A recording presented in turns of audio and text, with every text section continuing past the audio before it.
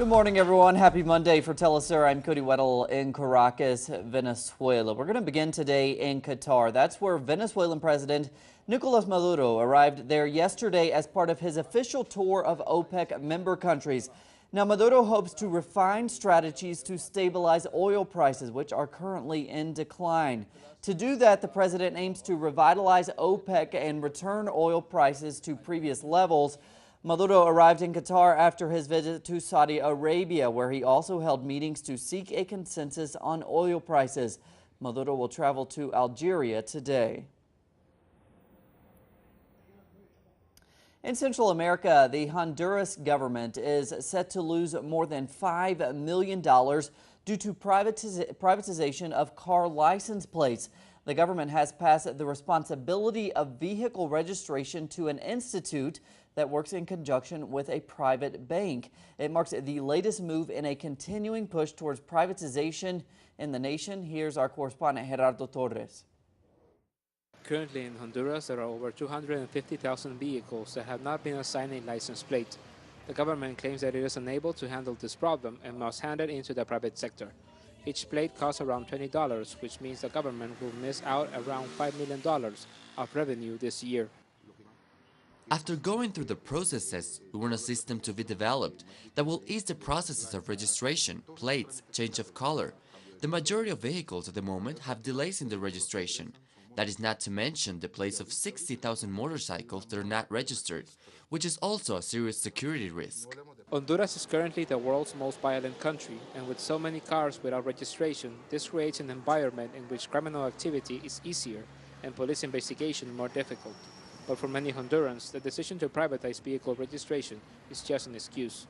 The fact of the matter is that giving concessions and making a trust fund for vehicle registry is a part of state policy, which comes from the dogma of the 1990s, where the role of the state should be reduced so that private companies can earn more and gain more capital.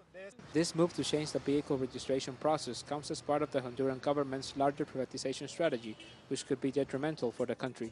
Gerardo Torres, Telesur, Central America. And in world news, French authorities estimate that over 1 million people participated in a march Sunday denouncing the murders of 2 police officers and 10 staff members of the Charlie Hebdo magazine. Participants included 40 world leaders. Over 3,300 security forces were on hand. Many of the world leaders who marched were conservative politicians who have supported the U.S.'s various wars, invasions, and meddling in the Middle East. Those included French President Francois Hollande, Israeli Prime Minister Benjamin Netanyahu, British Prime Minister David Cameron, and also German Chancellor Angela Merkel. Many people at the march carried signs saying "Je suis Charlie." In French, that means "I am Charlie." On Sunday, the 13th anniversary of the opening of the Guantanamo Bay Prison and Torture Center, dozens of demonstrators gathered outside the White House in Washington to call for its closing. The prison at Guantanamo Bay was opened in January 2002. Despite repeated promises by U.S. President Barack Obama to close it, it still holds 127 detainees. Protesters laid down one carnation for every detainee outside the U.S. Department of Justice. Soon we're about to hear some of the words of the detainees. And to Greece, where the left-wing opposition coalition Syriza is maintaining its lead in the polls with just 2 weeks to go until elections.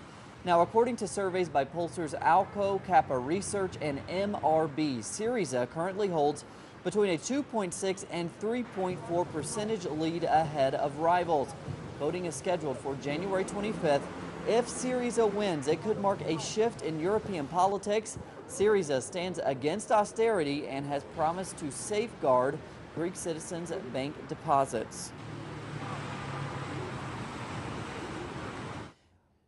To end this morning, over 150,000 people have braved sub-zero temperatures in South Korea to take part in the start of an ice fishing festival. The Sancheon Festival is held every year in Kwancheon, 120 kilometers north of the capital. The festival gets its name from a mountain trout that lives in the surrounding lakes and creeks.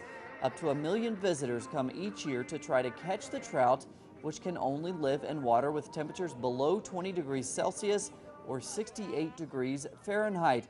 The festival will last until February 1st.